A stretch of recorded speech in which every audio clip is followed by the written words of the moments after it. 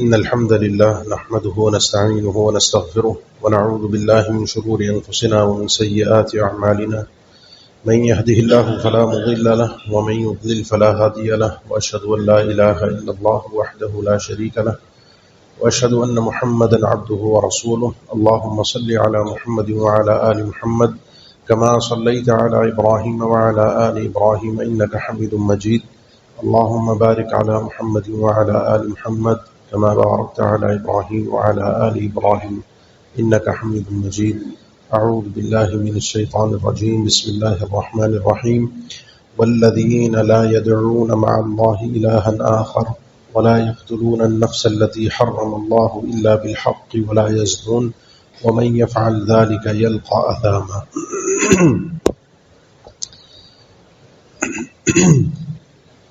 یہ ہمارا موضوع کافی نشستوں سے جاری ہے اور انشاءاللہ اللہ نے توفیق دی تو اس کو آگے آنے والی 3-4 محفلوں میں مکمل ہم کر کے پھر آگے کوئی انشاءاللہ نئے سلسلے کا آغاز کریں گے۔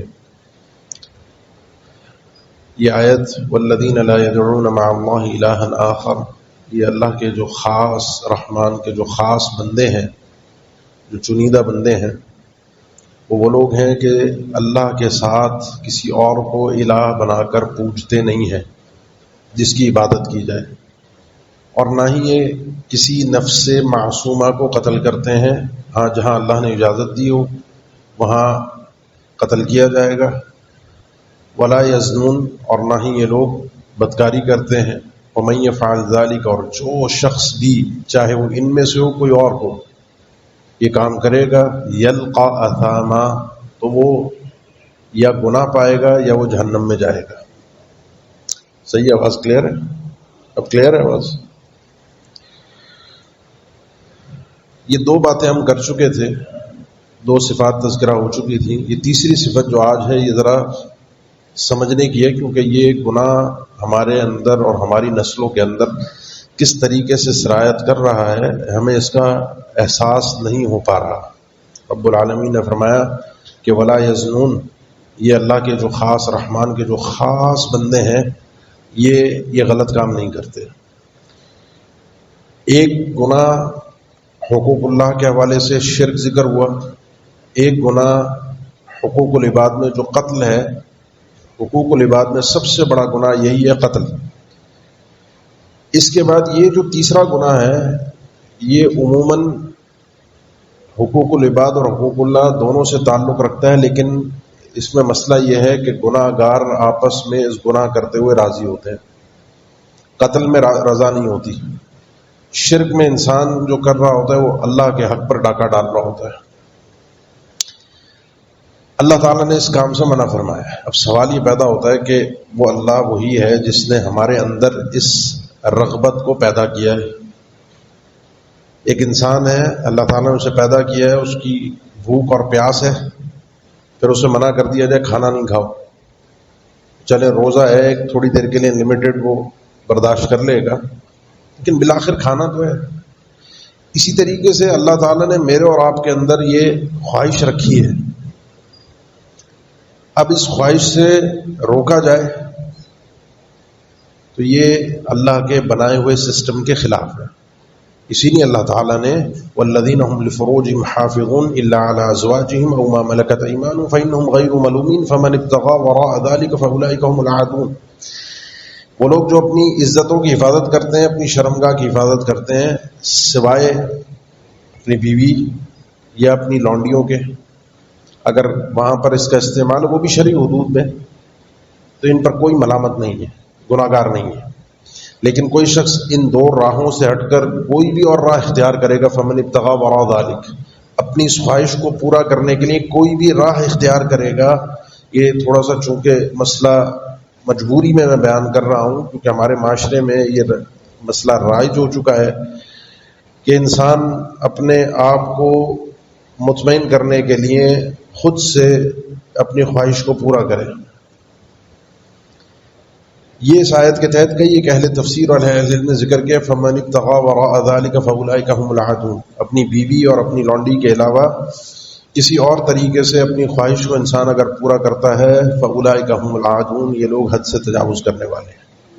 اب سوال یہ پیدا ہوتا ہے، دو باتیں ہیں کہ ایک تو ہر وہ چیز اللہ نے اب ہمیں اختیار دیا ہے، زنا سے ہم نے بچنا ہے تو اپنی اس خواہش کو حلال طریقے سے پورا کرنا ہے۔ اب حلال طریقے سے اگر وہ چیز پوری نہیں ہو رہی تو ہر وہ چیز جو اس راستے میں رکاوٹ بنتی ہے وہ حرام ہو جاتی ہے۔ حتیٰ کہ اللہ تعالیٰ نے، اللہ کے نبی صلی اللہ علیہ وسلم نے ذکر فرمایا، عورت کے لیے جو بیوی ہے اگر وہ اپنے شوہر کو اس حق سے منع کرتی ہے، ساری رات فرشتے اس پر لعنت کرتے ہیں، یعنی باوجود اس کے کہ وہ عورت حلال ہے، لیکن اگر وہ اس معاملے میں ساتھ نہیں دیتی، اس خواہش کو پورا کرنے میں رکاوٹ بنتی ہے، تو لعنت ہے اللہ کی، فرشتوں کی طرف سے لعنت ہوتی ساری رات اس عورت پر۔ کیوں؟ کیونکہ یہ چیز فساد کا وہ دروازہ کھولتی ہے، یہ معاملہ پورا نہ، کیونکہ اس سے جو نفسیاتی مسائل جنم لیتے ہیں، اس سے جو معاشرتی گناہ جنم لیتے ہیں، ان کا ہمیں اندازہ ہی نہیں ہوتا۔ ایک دن، 2 دن، 4 دن، 10 دن بیوی یا بیوی ہے نہیں تو انسان پھر جب حلال نہیں ملتا تو حرام کی طرف جاتا ہے۔ کھانے کو اگر اسے حلال طریقے سے نہیں ملے گا تو لازمی وہ حرام راستوں کی طرف جائے گا کہ مجھے اپنا پیٹ بھرنا ہے، زندہ رہنا ہے۔ اسی طریقے سے میں نے صرف یہ آپ کو مثال دی کہ بیوی ہو کر اگر وہ منع کرتی ہے، اگر ماں باپ اپنے بچوں کی شادی کو جان بوجھ کر لیٹ کرتے ہیں، بچے اپنی شادی کو، لڑکا لڑکی خود لیٹ کرتے ہیں، جی پڑھنا ہے، پیروں پر کھڑا ہونا ہے، اور بچے پیچھے، آج کل کا جو ماحول ہے، جو چیزیں ابھی تھوڑی سی میں بات آگے کروں گا، تو ہر وہ چیز جو اس راہ میں رکاوٹ بنتی ہے، نکاح کی راہ میں، سوچیں کہ وہ کس طرف ہمیں لے کر جا رہی ہے۔ اسی لیے ہر وہ راستہ، بلا یزنون کا معنی ہے کہ نہ وہ زنا کرتے ہیں اور نہ ہی اس بدکاری کی طرف جانے والے کسی اور راستے کو اپناتے ہیں۔ رب العالمین نے ذکر فرمایا وَلَا تَقْرَبُوا الزِّنَا إِنَّهُ كَانَ فَاحِشًا۔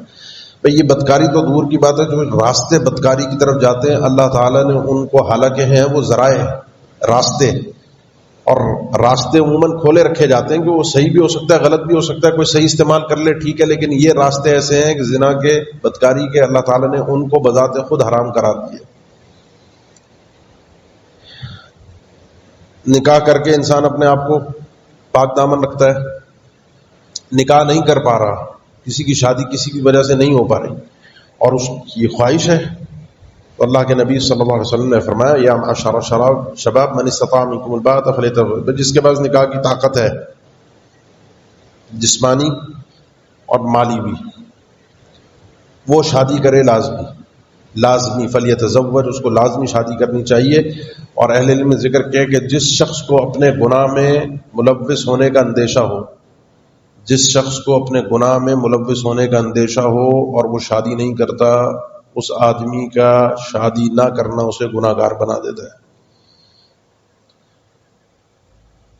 فَإِنَّهُ أَغَضُّ لِلْبَصَرِ وَأَحْسَنُ الْفَرْجِ، یہ شادی اگر انسان کر لیتا ہے، یہ اس کی نگاہوں کو، شادی اس کی نگاہوں کو جھکا دیتی ہے اور اس کی عزت کی حفاظت کی اس سے ضمانت ہو جاتی ہے، کیونکہ جب انسان کے اندر کوئی خواہش بیدار ہوتی ہے اس کے پاس اللہ نے حلال راستہ رکھا ہے۔ اب یہ جو نگاہیں ہیں، یہ نگاہیں اللہ تعالیٰ نے نگاہوں کی حفاظت کا اسی نے قرآن مجید میں واضح الفاظ میں حکم دیا ہے۔ اہل علم کہتے ہیں یہ نظر جو ہے نا، نظر، بد نظری، اس کو برید الزنا قرار دیا گیا ہے۔ یہ جو بدکاری ہے اس کا راستہ ان نگاہوں سے ہو کر نکلتا ہے۔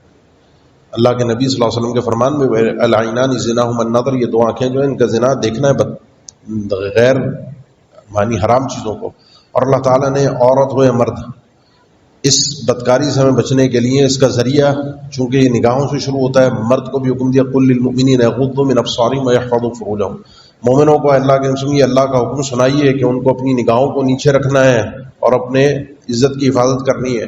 مومنات عورتوں سے کہیے کہ قل للمؤمنات یغضضن من ابصارهن ويحفظن فروجهن ولا يبدين زینتهن، وہ بھی اپنی نگاہوں کو نیچے رکھیں گی، وہ بھی اپنی عزت کی حفاظت کریں گی، اور انہوں نے اپنی زیب و زینت، خوبصورتی کو بھی چھپا کر رکھنا ہے، پردہ کر کے رکھنا ہے۔ عورتوں کے لیے ایک اسٹیپ زیادہ ہے، نگاہوں کو اٹھا کر دیکھنا عورت کے لیے بھی مرد کو جائز نہیں ہے، بد نظری کہ اس کو گھور کر دیکھ رہی ہو۔ اور یہ مجھے بڑی شرم آئی، ایک دفعہ مجھے ہمارے ایک طالب علم نے بتایا اپنے بھائی کے متعلق کہ مارکیٹ میں دکانوں پر وہ ذرا دیکھنے میں ہینڈسم خوبصورت تھا، تو کہا ایسے لڑکوں کی مارکیٹ میں ڈیمانڈ ہے، خاص طور پہ عورتوں کی کپڑوں کی، اور عورتوں کی مارکیٹ میں خوبصورت لڑکوں کو باقاعدہ اسی لیے اپوائنٹ کیا جاتا ہے سیلز مین کے طور پہ کہ ان سے ہماری سیلز بڑھتی ہے. جو بغیرتی عورتوں کے ذریعے مردوں کو ہوتی ہے نا، کہ کوئی بھی چیز کا اشتہار بنتا ہے تو وہ کسی موٹر سائیکل کا بھی اشتہار ہے تو اس میں بھی عورت کو لازمی ڈالتے ہیں. عورت کے کمائی کا ایک دھندا بنا دیا ہے، دکھاوے کا، شو شاہ کا، کہ عورت کے ذریعے سے مال بیچو. وہ ایک بغیرتی، وہ ایک دلالی، ایک اپنی جگہ پر نحوست. مصیبت یہاں پر یہ ہے کہ اور لڑکوں کو بھی اس کام کے لیے مارکیٹ میں استعمال کیا جاتا ہے کہ ان کے ذریعے سے سیلز بڑھے گی، جس میں اللہ تعالیٰ نے حکم دیا تھا کہ عورتوں کو بھی اپنی نگاہیں نیچے رکھنی ہے، کسی بھی مرد کو اس نظر سے، اس نگاہ سے نہیں دیکھنا. مرد نے تو کسی بھی صورت دیکھنا ہی نہیں عورت کو. کہیں نگاہ پڑ گئی کسی چلتی پھرتی عورت پہ، ایک پڑ گئی تو ٹھیک ہے، فَإِنَّ لَكَ الْأُولَىٰ وَلَيْسَتْ لَكَ الثَّانِيَةُ. سیدنا علی کو فرمایا تھا لَا تُطِعِ النَّظْرَةَ النَّظْرَةَ. ایک نگاہ پڑ جائے اچانک تو پڑ گئی، دوسری جو تم نگاہ ڈالو گے وہ تمہارا اپنا عمل ہوگا. پہلا غلطی سے ہوا تھا، انجانے میں ہوا تھا، دوسرا پوری کوشش اور پوری اپنی چاہت کے ساتھ ہوگا، اس کا گناہ تمہارے سر پر ہے. کیونکہ یہیں سے آغاز ہوتا ہے زنا کا.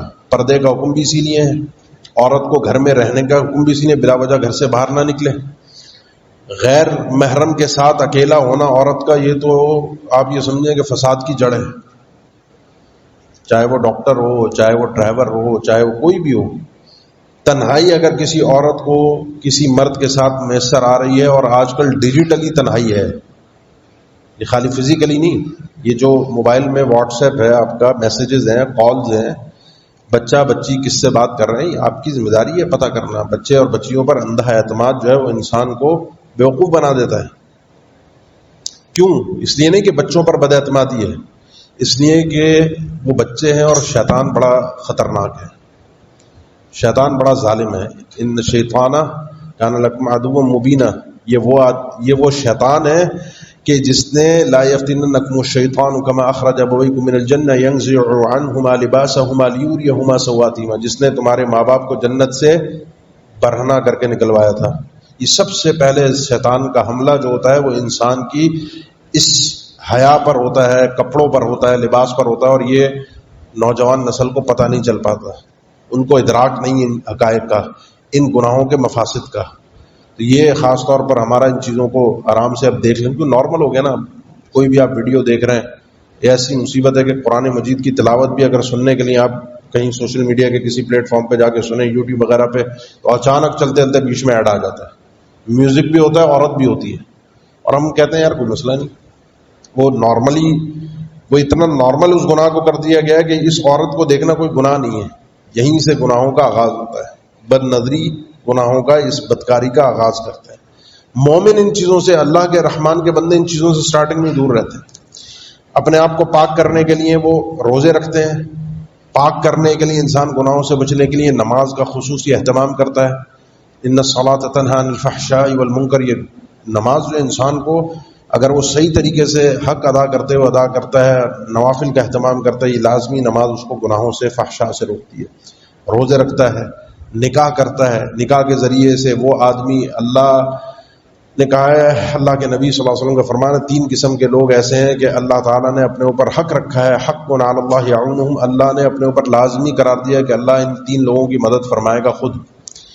ایک آدمی وہ ہے کہ جو آدمی نکاح کرتا ہے، اس لیے نکاح کرتا ہے تاکہ اپنی عزت کی حفاظت کر سکے، اپنے آپ کو گناہ سے بچا سکے. اللہ اس آدمی کی مدد کرے گا.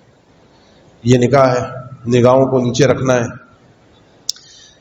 علیحدگی کسی بھی عورت کے ساتھ کسی بھی شکل میں، چاہے فزیکلی ہو چاہے یہ ڈیجیٹلی ہو، کسی بھی شکل کے اندر علیحدگی، اور یہ ڈیجیٹل زیادہ خطرناک ہے. میں اگر باہر نکلوں اور کسی عورت سے، اجنبی عورت سے بات کرتا ہوا جاؤں گا تو مجھے ڈر لگے گا، سب مجھے دیکھ رہے ہیں. اور موبائل میں کیا کچھ کر رہا ہوں مجھے پتا کوئی بھی نہیں دیکھ رہا. اگر میرے دل میں اللہ کا ڈر ہوگا تو ہی میں بچ سکتا ہوں. ورنہ ہم مرد عموماً، ایک جنرل بات کر رہا ہوں، مرد کس طرح کا شکاری بھیڑیا ہوتا ہے بکریوں کے لیے، یہ عورتوں کو اندازہ نہیں ہے. اس لیے ان نگاہوں کی، اس خلوت کی حفاظت کریں. اور اپنے بچوں کی، شریعت نے شروع سے آپ کو حکم دیا، بچہ 7 سال کا ہو بستر علیحدہ، شعور آنا شروع ہوتا ہے نا، بیدار بچے کو علیحدہ کر.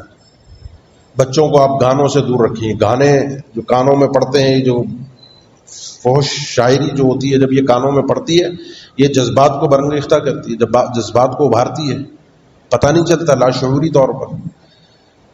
آپ کے بچے کس محفل میں کن دوستوں کے ساتھ اٹھ بیٹھ رہے ہیں، بچی کن دوستوں کے ساتھ اٹھ بیٹھ رہی ہے. باپ کی، والدہ کی ذمہ داری، الا کلکم راع وکلکم مسئول عن رعیتہ، ہم سب کی ذمہ داری ہے. اور یہ ذمہ داری مزید بڑھ گئی ہے اس چھوٹے سے آلے کے آ جانے کے بعد. کیا دیکھ رہا ہے بچہ، کہاں جا رہا ہے، کیا کچھ ہو رہا ہے. یعنی اللہ تعالیٰ رحم فرمائے کہ بچے، بعض لوگوں نے بتایا کہ بچے گیم کھیلتے ہیں، ان گیمز کے بیچ میں ایڈ آتے ہیں. وہ ایڈ بھی بعض اوقات ایسے فحش قسم کے ایڈ ہوتے ہیں کہ وہ آدمی کہتا ہے کہ ہمیں خود شرم آ جاتی ہے. بچوں کو اس قسم کے ان کے گیمز میں ایڈ دکھائے جاتے ہیں. اور میں اور آپ کتنے اطمینان کے ساتھ، بچہ رو رہا ہے، اماں نے موبائل پکڑا دیا، بچہ تنگ کر رہا ہے، اماں نے موبائل پکڑا دیا، بیٹا تنگ کر رہا ہے، بیٹی تنگ کر رہی ہے، ابا نے موبائل پکڑا دیا، چلو وہ چپ ہو گیا، وہ اپنا ویڈیو دیکھ رہا ہے، وہ گیم کھیل رہا ہے، ہماری جان چھوٹ گئی. اس کے نقصانات بعد میں کتنے ہیں ہمیں سمجھ میں نہیں آ رہا، جو ہمارے اس وقت معاشرے کی صورتحال بنی ہوئی ہے. اس لیے یہ سارے راستوں کو شریعت نے بند کیا ہے، سارے طریقوں کو بند کیا ہے. اور وہ جو چیزیں انسان کی اس خواہش کو پورا کرنے کے لیے ضروری ہیں ان کی رغبت شریعت نے دی. اپنے بچوں کی جلدی شادی کریں، للہ فی اللہ. یہ پیروں پہ کھڑا ہونا، یہ تعلیم پوری کرنا، یہ سارے معاشرے کے بنائے ہوئے وہ رواج ہیں جنہوں نے ہمارے معاشرے کو ان گناہوں کی طرف دھکیلا ہے. یقین جانے شادی اتنی مشکل ہے اور زنا بدکاری اتنی ہی آسان ہے. یہ جو شادی کے اخراجات ہم نے بڑھائے ہیں ہمارے رسم و رواج میں، شادی کے تکلفات بڑھے ہیں، عمر بڑھی ہے، اس کی چیزیں، یہ سب چیزیں جو ہم نے پابندیاں لگائی ہیں، ان چیزوں کی وجہ سے ہماری نسلیں ہم نے خود اپنے ہاتھوں سے برباد کی ہیں. اور وجہ کیا ہے؟ وجہ یہ ہے کہ والذین ينفقون اموالهم رئاء الناس ولا یؤمنون باللہ. صرف یہ شادی میں ہوتا کیا ہے؟ انسان کی پوری کوشش ہوتی ہے یہ دھوم دھڑکا کر کے، پیسہ خرچ کر کے اپنی ویلیو، اپنا مقام، اپنا رتبہ، اپنا اسٹیٹس لوگوں کے سامنے ظاہر کر سکے. میں کتنا پیسے والا ہوں، کتنی میں نے ڈشز رکھی ہیں، کتنا خرچہ کیا ہے بچوں کی شادی پر. وہ ڈھاک سسرال والوں پر بھی بٹھانی ہے، بچی کے، وہ اپنے رشتہ داروں کو بھی دکھاوا کرنا ہے، صرف یہ شو شاہ کے لیے. اور جو لوگ شو شاہ کے لیے اپنا مال خرچ کرتے ہیں، اللہ پر ان کا ایمان نہیں ہے، یہ شیطان کے دوست ہیں. اور جو شیطان جو وَمَن يَكُنِ الشَّيْطَانُ لَهُ قَرِينًا فَسَاءَ قَرِينًا، شیطان پھر ایسا کھیلتا ہے، ایسا اپنی انگلیوں پہ نچاتا ہے، انسان کو سمجھ میں بھی نہیں آتا. سوچیں ہم کہاں جا رہے ہیں، ہم کیا کر رہے ہیں، ہماری راہیں کس طرف جا رہی ہیں. ہم خود اپنے معاشرے کو، اپنی نسلوں کو، اپنے بچوں کو بربادی کی طرف دھکیل رہے ہیں، اور ہم سمجھ رہے ہیں کہ ہم بہت پاک باز اور صاف ستھری زندگی گزار رہے ہیں. اندر کیا چل رہا ہے، کیا ہو رہا ہے، یقین جانیے بڑا خوفناک اور بڑا خطرناک ماحول ہے. میرے اور آپ کے رونگٹے کھڑے ہو جائیں اگر یہ چیزیں سامنے آ جائیں. اور اس دن یہ ساری موبائل کی ہسٹری جو ہے قیامت کے دن کھل کر آئے گی. یوم تبلی السرائر، اس دن یہ ساری خفیہ راز اللہ تعالیٰ کھول کر سامنے رکھ دے گا. افلا یعلم اذا بعثر ما فی الصدور وحصل ما فی الصدور، یہ سارے سینوں کے راز کھل کر سامنے آئیں گے. سب چیزیں کل قیامت کے دن سامنے آئیں گی. آخری چیز، انسان جب یہ سزا سنتا ہے کہ یہ سزا ہے اس گناہ کی، گناہ ہو جاتے ہیں، لیکن آج تک تاریخ میں ہوتے آئے ہیں، گناہ ہو رہے ہیں. اور بہت سونے اللہ کے نبی صلی اللہ علیہ وسلم کے 3 کے قریب صحابہ اور صحابیات کا تذکرہ ہے جنہوں نے آ کر اس گناہ کا اللہ کے نبی صلی اللہ علیہ وسلم کے سامنے صراحت کے ساتھ اقرار کیا، مانا کہ اللہ کے نبی مجھ سے غلطی ہوئی ہے. ان پر حد قائم ہوئی. حد قائم ہونے کے بعد اللہ کے نبی صلی اللہ علیہ وسلم نے ان کی توبہ کی کیا خوبصورت تعریف کی. آپ سنتے رہتے ہیں نا ممبر سے، جب بعض صحابہ نے مطلب ان کی خون کی چھینٹوں سے ایک نفرت کا اظہار کیا، فرمایا یہ توبہ ایسی توبہ ہے کہ اگر اللہ تعالیٰ مدینہ کے 70 گناہوں کے اوپر، گناہ گاروں کے اوپر بانٹ دے تو وہ سب کے سب بخشے جائیں. ایسی خوبصورت توبہ ہے، ایسی خوبصورت توبہ ہے. تو غلطی ہو جاتی ہے، ایسا نہیں کہ غلطی نہیں ہو سکتی. اس کا راستہ یہی توبہ ہے کہ توبہ کے ذریعے سے انسان حد نافذ ہو جائے اور انسان اللہ کی بارگاہ میں سرخرو ہو جائے. باقی چیزیں چل رہی ہیں، حد نافذ ہونے کا شریعت نے بتایا ہے، لیکن دنیا میں کوئی شخصی کام کرتے چلا گیا تو اللہ کے نبی صلی اللہ علیہ وسلم کا خواب ہے جس میں آپ کو پوری جنت جہنم کے احوال دکھائے گئے. خواب وحی کی ایک شکل ہے، اور بخاری مسلم صحیح تقریباً تمام کتب حدیث میں خواب بیان ہوا ہے. اس میں اللہ کے تفصیلی حدیث ہے، اللہ کے نبی کا جہنم کے ایک مقام پہ گزر ہوا، اس میں ایک تندور نما وہ جگہ تھی جس میں آگ ہی آگ تھی، اور آگ کے نیچے سے شعلے ایسے بھڑکتے تھے کہ وہ لوگوں کو، اس میں برہنہ عورتیں اور مرد تھے جن کو وہ جلا رہی تھی آگ۔ اللہ کے رسول نے بعد میں حدیث میں کہ اس کی وضاحت پوچھی تو اللہ کے رسول بتایا گیا یہ وہ لوگ ہیں جو بدکار مرد اور بدکار عورتیں ہیں، یہ آگ ان کو اس طریقے سے کھا رہی ہے اور برہنہ کر کے، جب دنیا میں جیسا انسان گناہ کرتا ہے یا جیسی نیکی کرتا ہے آخرت میں ویسے ہی صلہ ملتا ہے، اسی انداز کا، اسی قبیل کا۔ یہ بغیرتی، یہ فحاشی، یہ کسی بھی انداز کے اللہ کو پسند نہیں۔ لا احد اغیر من اللہ سبحانہ وتعالی ولذلک حرم الفواحش، اللہ کے نبی صلی اللہ علیہ وسلم کا فرمان ہے اللہ سے بڑھ کر کوئی غیرت مند نہیں ہے، اسی لیے اللہ تعالیٰ نے یہ بغیرتی، فواحش کسی بھی نوعیت کی ہو، دیوسیت کسی بھی نوعیت کی ہو، بے پردگی کسی بھی شکل کی ہو، عورت کا بے پردہ ہونا، میں نے اس پر بات نہیں کی کیونکہ یہاں خواتین موجود نہیں ہے، ورنہ وہ ایک الگ مصیبت ہے۔ یہ زنا کا ایک راستہ جو سب سے بڑا مصیبت بے پردگی ہے، وہ یہیں سے کھلتا ہے، یہیں سے جاتا ہے۔ تو میں نے تو ہم نے صرف آپ جو حضرات سامنے بیٹھے ہیں اور آپ کی نسلوں کے لیے، آپ کے لیے، اپنی حفاظت کے لیے میں نے بات کی ہے، موضوع تو بڑا طویل ہے۔ اللہ تعالیٰ ہم سب کی حفاظت فرمائے، اللہ تعالیٰ ہم سب کو ان شرور سے محفوظ فرمائے۔ بس یہ آیت میں پوری کر دیتا ہوں۔ اللہ تعالیٰ نے فرمایا وَمَن يَفْعَلْ ذَلِكَ يَلْقَ أَثَامًا، ان رحمان کے بندوں سے غلطی اگر سرزد ہو گئی یا کسی سے بھی ہو گئی تو یلقى أثاما، اس کا ایک معنی ہے کہ اس آدمی کو گناہ ملے گا، اس کو اس کا بدلہ ملے گا، اس کی سزا ملے گی اگر بغیر توبہ کے مر گیا، کیونکہ آگے اگلی آیت میں توبہ کا تذکرہ ہے جس کو ہم انشاءاللہ اگلی محفل میں تذکرہ کریں گے۔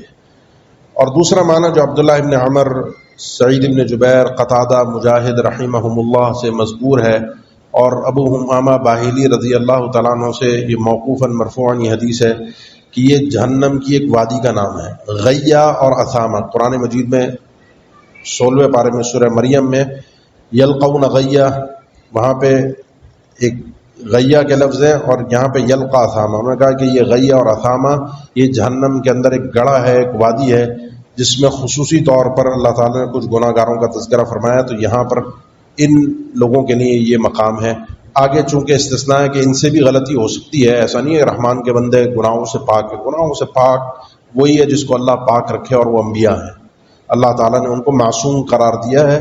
باقی ہم اور آپ، ہم سے غلطیاں ہوتی ہیں، اللہ ہمیں اپنی حفاظت میں رکھتا ہے کہ غلطی ہو گئی، گناہ ہو گیا، اور گناہ کے بعد انسان کے اگر رونگٹے کھڑے ہو جائیں، اس کو شرم آ جائے، اس کے دل میں احساس بیدار ہو جائے کہ غلطی کر دی، رب کے سامنے گڑ گڑا دے، تو کیا ہوتا ہے ایسے بندوں کا کہ جو ایسی خوبصورت توبہ کرتے ہیں۔ اس کا تذکرہ انشاءاللہ اگلی محفل میں کریں گے۔ اللہ تعالیٰ سننا سنانا، بیان کرنا میرا آپ کا سننا قبول فرما لے، اور ہمارے بچوں کی، معاشرے کی، ہم سب کی اصلاح فرما دے۔ السلام علیکم ورحمۃ اللہ وبرکاتہ۔